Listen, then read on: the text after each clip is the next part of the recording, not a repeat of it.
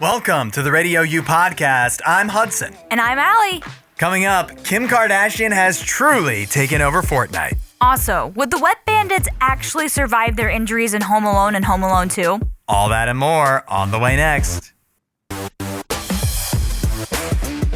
I have good news and bad news, 8772 Radio U. The good news is the Kansas City Chiefs are finally going to start playing their home games in Kansas. Okay. Confusingly, for the past entirety of their history, they've been the Kansas City Chiefs. Well, there's but they played in Missouri. Kansas City, Missouri is a city. I understand that. I lived there. And that's confusing too. Why is that confusing? Why don't they just call it Missouri City? It's Kansas City. There's no rhyme or reason to it. It's just everybody. like why there's a Peru, Indiana. I'm from the United States of America. It's a town in Canada. Like, that would make no sense. Just there's plenty of random towns and cities that have dumber names than Kansas City, Missouri. Yes, but that doesn't make it okay. What? What's wrong with it? It's confusing. There's nothing wrong with it. Call it Kansas City, like, Junior or something. Like Kansas City Junior? Yeah, it should be. I think it's probably even bigger than, like, actual, whatever the city would be equivalent in Kansas. Think the Missourians that live in Kansas City, Missouri would be proud of their state and want it more recognized. And instead, it's just lumped in with Kansas. They're giving Kansas all the credit. I don't think they think that at all. Finally, the Chiefs will be moving into a stadium in the state of Kansas. No one was asking for this. Finally? Then why are they doing it? Well, I think they're doing it for tax. So you think this is bad news? I think they're doing it for tax benefits. Well, that's good news. I don't think anyone was like calling for this. Like, how dare the Kansas City Chiefs play in Kansas City? They're in Kansas City. Well, okay, I do have a question before I get to the bad news that I still haven't gotten to yet. The place that they're moving to in Kansas, is it Kansas City, Kansas? I don't know. You're the one telling me the story, is it? They just say the county. They don't say what. Wyandotte County? Yeah. I don't know if that would be considered Kansas City, Kansas. I'm not sure. Because that is also confusing. But then again, like, there's several, like, you don't have to be named after the actual, like, specific area, because then it'd be the Landover Commanders. Right. Yeah, they'd just be confusing. But the St. Petersburg Rays. Right. Yeah, it would just be confusing. But nevertheless, here's the bad news. The new $3 billion stadium set to open in 2031 on the Kansas side of Kansas City, it's going to be a domed stadium. Oh, it's going to be indoors. Yeah. You think about all the great playoff games that have been played in Kansas City, Missouri at Arrowhead Stadium. Yep. And they've all been outdoors. I even think not that long ago, remember when the Chiefs played the Dolphins in the playoffs and it was like negative degrees? Yeah, massive advantage for the Chiefs. Yeah. Massive. I mean, giving all that up. It was still Patrick Mahomes versus Tua Tagovailoa, so I think the Chiefs probably still would win, but the playing field much more even. If it was indoors. Yes. The Dolphins would have actually stood a chance in that game. Yep. You're giving this up for what? Tax breaks? You could still get tax breaks and not make it a dome stadium or make it a retractable dome. Why don't they do the retractable domes? I don't know. I think those are probably more expensive to do, to have one that can do both. Mm-hmm. But yeah, I don't know. I feel like we're all headed that way. Eventually, everybody's just going to have an indoor stadium because I think the owners are convinced that's the way to go. Mm-hmm. And it's true that it would save money over time. Yeah. Because then you're not having to make massive repairs due to snow and rain and all of those things. But tell that to Hartford. Tell that to Hartford? Yeah. Yeah. Where they had the stadium collapse, the roof collapse. There's still roof repairs. Like, there's new repairs that you're going to have. Tell that to the Rays. Yeah, right. I mean, the Rays, it's just tough when you live in where the hurricanes are happening all the time. But yeah, I just think you'll have new expenses, but I think the owners are all convinced that they have to move to indoor stadiums. Yeah, and then it just makes it like it's not just a football stadium, or, I mean, they hold concerts and stuff at these things, but now you could do that year round. Yep. But it ruins the football part. Like, it's a football stadium first. Yeah. And yet again, if you make it a retractable roof, you could still have... It's just what makes football special. Yes. And it's sad to me. It really is sad. The day the Browns go to an indoor stadium... Which they want to do, too. They want to do it. Because, I mean, it's in Cleveland. I understand why. But, like, it's just... I will be sad. I will be sad. Then that is one of the few advantages they might possibly be able to take advantage of, and they're going to take that away. They're going to take it one last thing away. They're not the Chiefs. They need every advantage they can get. But no, let's give away our icy tundra and lake effect snow. Yesterday, we got one of the trailers for what promises to be one of the biggest movies of 2026. The trailer for Christopher Nolan's The Odyssey. 8772 RadioU. Let us know what you thought of it. If you saw it yesterday, Allie, I know you watched it. I watched it as well because it's not like it can really anything can be spoiled necessarily. The story has been out for thousands of years. Yeah, I think it was written. If you don't know it, written it's your fault. Around the same time as Van Gogh was painting, as far as I know. That just shows again how your time is a little off there. There's the time that Jesus was, and then there's the 1900s, and everything between is the same time. It's just all the same. Yeah. What did you think of the Odyssey first trailer? Okay, it doesn't reveal much, which is fine. It's just a teaser, but I was just kind of like, wow, interesting. The shots are gorgeous, obviously. It's Christopher Nolan. His I would say it's like his composition is gorgeous always, and I'm very excited to see it. And this story is epic, and to see it told in a film style from Christopher Nolan, it's going to be good. Like, there's no way this can't be good. Yeah, it does have it's distinctly Christopher Nolan. Like, when I was watching, I was like, well, this feels just like a lot of other Christopher Nolan movies. Oh, the color scheme is so Nolan-esque. In a way that kind of makes it feel repetitive to me in like a sad way. But at the same time, like, if you just go back to Oppenheimer, I watched that and I wasn't particularly excited about going in either. And it's like, but wow, when you actually watch it. It truly was the best film from that year. Even if this is repetitive in some sense, because like Christopher Nolan just has his way. Yeah. It's still like, it's going to be awesome. And to me too, just because of the story that's chosen, because it's the Odyssey, this feels like such a throwback of like when Hollywood first started making movies. They would make epic movies. Yeah, it was always stuff like this. Yeah. And so it does feel like we're going back in time, not just to when the Odyssey was written, but like in a time capsule. The golden age. Yes, exactly. Yes, yeah, because Hollywood used to focus on those big epic stories like Ben-Hur, Cleopatra, the Ten Commandments, like all of those old stories they were bringing them into a modern setting of the time, modern for the time. This is like the 1960s, but, and telling them in really epic form in Hollywood. And oh my gosh, the budgets on those films too. And just for inflation, you're talking insane amounts of money spent on those films.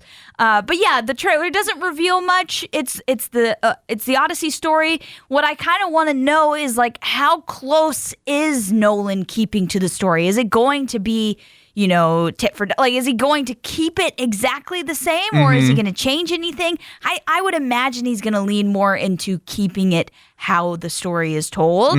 But that's what I can't really gauge yet. And so that's why I said, I know I watched it yesterday and I was like, it's interesting because I can't quite tell yet. I think we get one maybe little glimpse of Polyphemus, which is the Cyclops.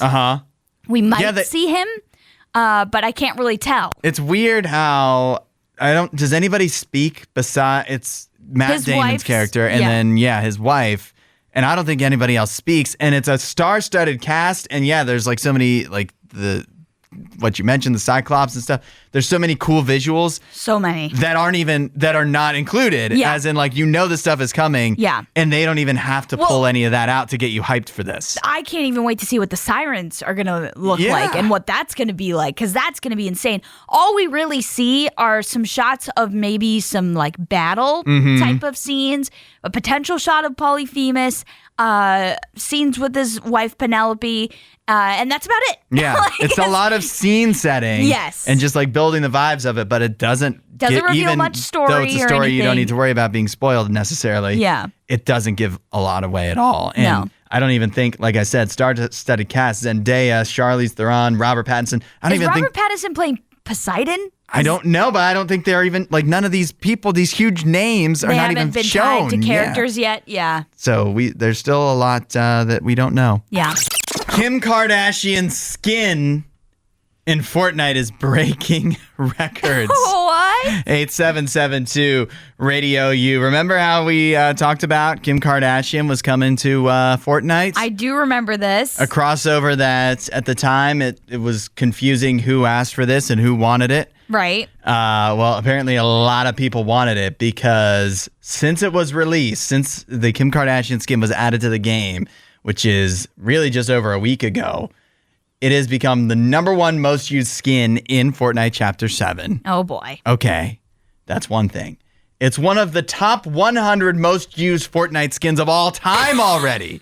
It's been in the game for a week. Yeah, and there's been so many. Fortnite's been around for several years. Yeah, I was going to say almost 10 years at this point. And she's already in the top 100 with no signs of slowing down, except that the skin is going to be removed from the game. You won't be able to purchase it or access it anymore starting on Sunday, December 28th. But they do say it will come back at some point. Wow. Okay. Well, I mean, I did not see this coming. In fact, I think I mentioned when we first talked about this collab, like, it just felt a little odd to me because I didn't think there was much of an overlap between a Kim Kardashian fan and a Fortnite player, but apparently there is. Yeah, well, I know. Some people are saying it's because of Kim Kardashian's brand, where she's so big, anywhere she goes, she's huge. But I think that there's also an aspect of... Yeah. She's the first, shapely woman in the game. You know what I mean? Like, every character that they've ever put in there is kind of neutered in a way. Yeah. And so I think there's some people playing the game that are just salivating. Yep. Over Kim Kardashian's Fortnite skin. You're right. You're unfortunately right. I was hoping that wouldn't be the case. No, it's definitely the case. It's definitely the reason why. It's gotta be the case. Yeah. But I don't know. Fortnite is famously kind of strayed away from that type of thing. And so this may send a very wrong message to them, or maybe a right one that leads them to making more money. But a message nonetheless. I think they've made plenty of money. Yeah. But my hope is that wouldn't be something that you would see very often or they would lean into, because a lot of people under the age of 18, under the age of 15 play this game. They're probably the ones eating this up the absolute most. I don't like that. Yeah. Every year we get the stories about how much Home Alone's trip and everything would cost. Oh, yes. For in real life. Yep. Adjusted for inflation too, and every year it goes up because inflation is running rampant. But I've never seen this. 8772 Radio U. This is what I'm here for. What would actually happen if Harry and Marv, the Wet Bandits, actually encountered the traps that they experience in Home Alone and Home Alone 2? Oh, they'd be dead. They would totally be dead, right? Paint cans to the head at that velocity, your head is done for. This is what Adam Taylor, a professor of anatomy at Lancaster University, has dived into. He has laid out all these injuries and how bad it would actually be. Like, basically, Harry and Marv should not have made it to Home Alone 2. No. And if they made it to Home Alone 2, I was watching all of the traps again. Yeah. Home Alone 2's traps are much worse. The traps are very dangerous. And granted, the traps in the first one are deadly. Yeah. The traps in the second one, it's just, serial killer stuff. Yeah, I was going to say, it increases the stakes for sure. The second one is where he says, this is probably the worst of all. The 100-pound bag of cement to the head that drops on Marv. Yeah, you're done for. Wait, which one's Harry? Which one's Marv? Marv is the taller, bigger guy with the curly hair. Okay, yeah. So Marv, he gets a 100-pound bag of cement on his head. That would kill you. Yeah. Your neck cannot withstand that. No. There's also, I think it's in the second one, when the bag of tools falls on Harry. Yes. Also probably would be pretty dangerous, pretty possibly deadly. Forgetting about, this guy is basically saying that all of the falls and stuff dropped on them is basically like getting in a high-speed car crash. Oh, my goodness. Yeah. And there's no way these guys should have survived. The shelf stacked with paint would cause serious internal injuries on Marv. The paint that splashed into Marv's eyes would cause chemical burns and blindness. Oh, man. Obviously, the slips and falls that they each experienced, the Wet Bandits, could have caused brain bleeds. Oh, whew. I feel like that's like you're getting down the list when you're getting to that. Yeah. Prolonged exposure to electricity, like when Marv gets electrocuted, could trigger cardiac arrest and 4th-degree burns. I mean, one shot in that scene is him being a skeleton. So, yeah, he definitely should have died. This is, again, so far down the list, even though, the stepping on a nail from the first one could cause damaged nerves and soft tissue that may lead to a serious infection. So slow death for that one. Yeah. But this is probably my favorite. The blowtorch to Harry's head, which is probably my favorite of all of the traps. Yeah. Especially because of the face that Joe Pesci makes when he is getting lit on fire. And then in the second one, when it happens again, he does a handstand and dunks his head into the toilet, the dirty toilet. Oh my gosh. So wild. But the blowtorch would cause permanent nerve damage and 3rd or even 4th-degree burns that could be fatal. Plus, the kerosene used by the blowtorch could lead to kidney damage, heart problems, central nervous system depression, and serious respiratory issues. That sounds like the end of a commercial about, a new medicine. Yeah, side effects may include respiratory issues, nervous system depression, and other things. And eventual potential death. So what is the hardest one for you, the hardest prank for you to actually look at? For me to watch? Yeah. Probably the nail to the foot. Yes, seems out of all of them the least actual dangerous, but it definitely is the hardest to watch for some reason. Yeah, that one gets Why me. is that? I think it's because it goes all the way through. Yeah. And you're just like, it worried actually doesn't, it though. can I just happen to watched it. It doesn't go all the way through. Oh, it doesn't? It doesn't poke out the other side. Oh, it doesn't? Okay. No. I thought it did. No. Ugh. Okay, well, that's Because you always look better. away before it gets to... Yeah, I do. I can't watch that part. I'm like, I don't... maybe because that one's like the most realistic. Maybe. Like we're not going to get our head lit on fire by a blowtorch, but you could step on a nail. Yeah. You know what my favorite is, though? What's that? The doorknob. Yeah. Because it leaves an imprint. Yeah. We're coming to the end of the year here. Allie, how do you feel like 2025 has gone for you? Like good year, bad year? I think it's as any year. It's a mix of both. There's good moments and bad moments and neutral moments. Yeah. So, okay. Interesting. I guess that's the right way to look at it. Uh-huh. I was reading recently that like going back through the years, if you look at like there's surveys that are taken at the end of every year asking people like, would you rate this past year a good year or a bad year for you? And it's crazy how like obviously there's some fluctuation, but like really any given year, it's so 50-50. Yeah. Like you survey 2,000 people, which is the normal amount, and like half will say it was a good year and half will say it was a bad. It's like almost without fail. Right. And for me, I feel like it's been a pretty good year, but I think I have also pretty optimistic outlook on things. So yeah. I'm probably one of the 50% that's more like, I feel like most people are like you either rated a good year every year no matter what happens, and that's probably me. Yeah. Or you rated a bad year no matter what happens because you're the glass half empty kind of person. Yeah. But here's the thing. When you look back at this year, if you feel like it's a bad year for you, that might be, of course, a time to start thinking about Jesus and be like, how can I need help. It's been a bad year. I need help. I need to make 2026 a better year. Jesus, help me do it. Yeah. But I do feel like there's an impression I always get that Jesus is just for when it's been a bad year. That Jesus is for if you feel like a sad sack loser and nothing's going your way, you don't know what else to do, where else to turn, then okay, Jesus, come on in and help me out because things haven't been going my way. But what if it's been a good year? Like I look back at every year and say it's been a good year. I still need Jesus. Yep.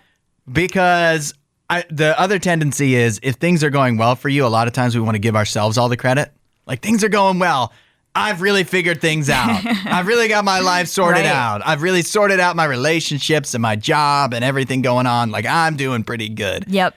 But if you look at it that way, then if anything ever does start to go bad, which eventually it will, even if you have an optimistic outlook on it, then all of a sudden, like, oh, it's my fault that things are going bad. You know what I mean? Yep. Like, that's a lot of pressure to put on yourself. Instead, when you have Jesus there during the good times, that is, you can be thankful to him for the goodness that you're going through. But also when you already have that foundation established, when things take a turn, you know you have someone you can hold on to. Yeah, absolutely. I feel like that, no matter if you've had a good year or a bad year, you obviously need God. And here's the reality. I think, as you pointed out, what I said was pretty realistic. We're all going to have good moments and bad moments in our years ahead. And maybe if my car didn't break down so much this year, it would have been a better year. Yeah, I don't know. right. Like, that's the thing is, it's like I've had good moments and I've had bad moments, but I think the best part about having a relationship with Jesus is that you're prepared to walk through those good and bad moments when you have a relationship with him. And you're not like suddenly, when you're in a crisis moment, panicking because you don't have him and you're like, what do I do now? When you have that crisis moment, it's like, oh, of course I know what to do because I have Jesus in my life. I know who I can turn to. And I'm going through a really good thing right now. You know who I can praise and be thankful for and be, show gratitude for? That's Jesus, because I know he's who's blessing me right now. And so, yeah, there's going to be good moments. There's going to be bad moments of 2026.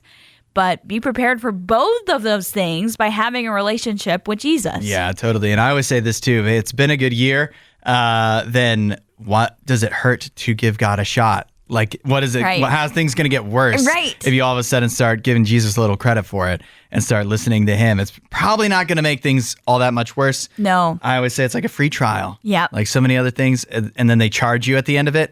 There's no charge coming. No. A free trial with Jesus. Try it out. Start talking to God. Let him talk to you and see the difference it can make. You can do that from anywhere right now. Jesus, I want you in my life.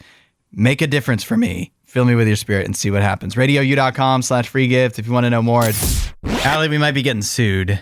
Oh, really? Yeah, 8772-RADIO-U. We might be getting sued by Jake Paul because we have definitely suggested on this show that there might have been a bit of a gentleman's agreement between Jake Paul and Anthony Joshua. I didn't say that.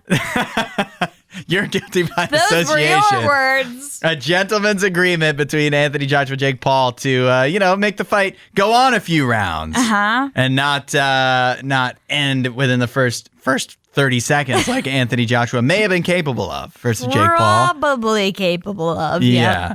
Well, those comments could be getting us into trouble because Most Valuable Promotions, who is Jake Paul's promotion company, right, that put on the fight, organized the fight from this past weekend, the co-founder, Nakisa Badarian, says that Jake Paul's lawyers are actively going after people making claims that the fight was rigged or that Anthony Joshua took it easy on Jake Paul or that he carried him, didn't try to finish him early, blah, blah, blah. Those could be grounds for lawsuits. I'm sure they will actually take them to court. These are more than likely just cease and desist letters that they're going to send out to threaten people. But will they actually, follow through with it? Probably not. Here's the thing, right?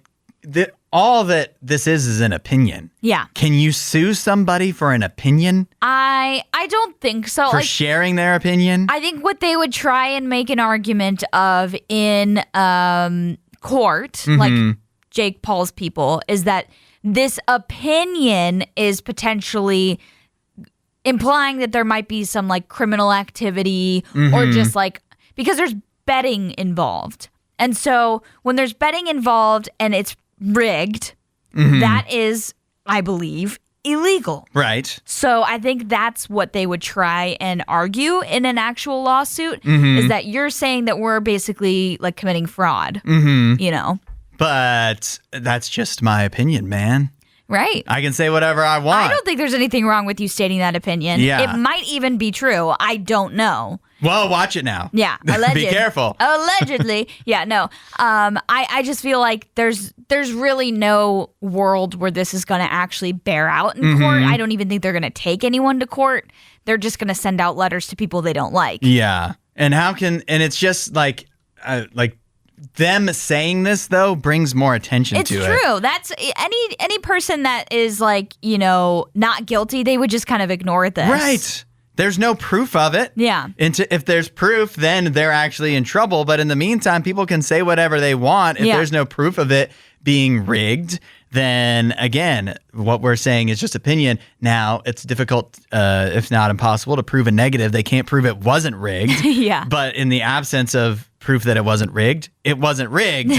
But it doesn't mean that I can't think that they might have had some kind of, just handshake kind of thing. I mean, them being extra defensive about it, as we said, it leads me to think that there may be something shady going on. Yeah, pay no attention to the man behind the curtain kind of thing. Right. Like, I don't know. It feels a little sketchy to me, but that's just my opinion. Yeah, it's just an opinion. We're not actually saying something went wrong here. But what we are saying is, stop being so fishy about it, MVP and Jake Paul. Just chillax. If you did this on the up and up, there's no reason to go after people. Ignore the haters. Ignore them. You know you did this the right way, if you did. And then leave it alone. Leave it alone.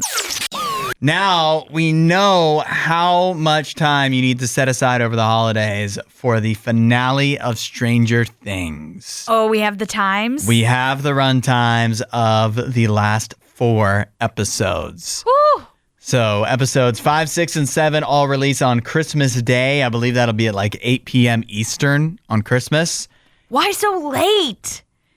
What, you're not going to watch them in the morning on Christmas morning? No, I feel like that would be kind of a nice gift, wouldn't it? I feel like it'd be better if it was a little bit earlier because, you open Christmas gifts, you have breakfast together and all of that. Then the rest of the day is pretty much open. It is, yeah. Well, I don't know. I kind of wouldn't mind if they just released them on Christmas Eve, honestly. I thought initially that's what it was. Yeah. I said that to Nene yesterday. I'm pretty sure it's Christmas night at about 8 Eastern. You'll get episodes 5, 6, and 7, which each are just over an hour. Okay. One is episode 5 is 1 hour 8 minutes. Episode 6, 1 hour 15 minutes, and episode 7 is 1 hour 6 minutes. Okay. So really just above standard for a regular TV episode, right? Yeah.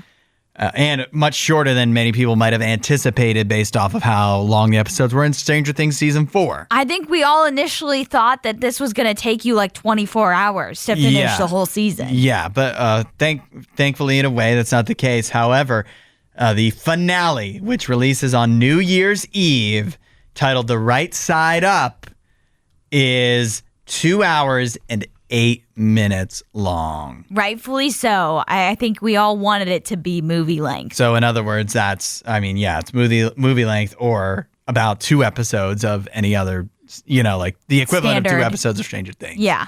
I am torn on this. Okay. Because while it is nice that these are each about an hour, except for the final one, they're digestible. Yeah. It makes it easier to break it up. If you need to not all binge them in one night on December 26th or whatever it is, you can do that more easily. However, this is the last 4 episodes of Stranger Things we're ever going to get. Yep. And so I want more. You wanted more time. I want to be able to spend, I do kind of want to draw it out. Yeah. I just don't want it to be spoiled, but I want to draw it out a little bit. And so I do kind of wish they were longer, Yeah, well, this isn't a bad scenario for me because I was super worried it was going to be really, really long. And we had planned to watch all of the episodes because, me and my family, we were going to watch these together. We planned to watch them all on New Year's Day because it was all going to be released. And then we were like, you remember when they released the fake times? There was a leak of times and every episode was 2 hours long. Yeah. We were like, well, that can't work. That's going to be 16 hours. Yeah. And that's every hour we'd be awake, which does kind of sound fun. But But that's a lot. That's a lot. I've done and that. And no margin for error. Right. I've done that before. And oh my gosh, have I had the worst headache afterwards. So we decided to split it into 2 days. So we're watching the first batch on the 27th, and then we're going to watch the finale on the 1st. And so I feel like it's not really as necessary anymore to split it up, but I'm happy we're splitting it up so that's that probably smart still. Yeah, we have a little bit more time to work with. And yet again, this is the last we'll ever get of Stranger Things. You want that to be start and end in one day? That'd be so sad. It would be, but it is going to make that final week waiting for that finale super, like, I just know the anxiety level is going to be at the very top. Yeah. I will say the end of the first 4 episodes, I was like, oh, they're going to leave it on a cliffhanger. I mean, like, there's definitely obviously a lot of questions unanswered, but at least it's not like, oh my gosh, I hate that I don't know what's happening now. You know what I mean? Yeah, that's good because it was like a month that you had to wait. Right. Yeah. So in a way, I almost feel like that would have been frustrating. It would have been cruel. Yeah, exactly. That's the right word for it. But Stranger Things, season 5, it's coming to an end. And yeah, they're going to make more Stranger Things in one way or another one day because it's just too much money not to. Yep. But think about how long it took them to even make this. So long. And then it's going to be without the same characters, and it's not going to be the same. Yeah, it's definitely not going to be the same. So but we have to savor this. I do know that there are some like new characters that people have fallen in love with. And I fell in love with Eddie last season, and unfortunately that didn't last long. Spoiler alert. On the menu today, pickle candy canes. Do we know what brand these are or anything? I did look that up. I think it was called like something McPhee. Because these were a gift. Yes, they were a gift to my little cousin Lorena. And I think it was her idea or her mom's idea, my cousin Christy, to be like, we should let Hudson and Allie try these on the air. Wouldn't it be nice if this was a prank and we open this up and we taste it and it's not pickle? Yeah. It's actually like something good. It's definitely pickle. I just realized we made the mistake of not grabbing like scissors or something to cut these open. But underrated problem with candy canes. If you just like chop it in half, unfortunately. It's not like anybody's going to eat the whole thing. Break the candy cane. We already know. Oh, even that is not working particularly well. Okay, I've got it. I've got the hook. You got the hook. I've got the hook. Archie McPhee. McPhee is the brand name. I think they need to go out of business. But I guess we'll find out officially here. Okay, you try yours first. I don't have a sound effect for this because it's not like we're gonna bite it. Crunchy. You but I'm not gonna bite it. I don't have a sucking sound effect, a licking sound effect. All right, he's licking. That definitely tastes like pickle. Definitely like pickle. All right, I'm gonna try it. It's not like I want to throw up, but also I just gave it a little tap of the tongue. Not a whole. I didn't take a bite. Okay, yeah, I can taste the pickle. At first, I wasn't tasting it, but it's there. I think if you like sucked it like a lollipop, you would probably hate it, but get more of the pickle flavor.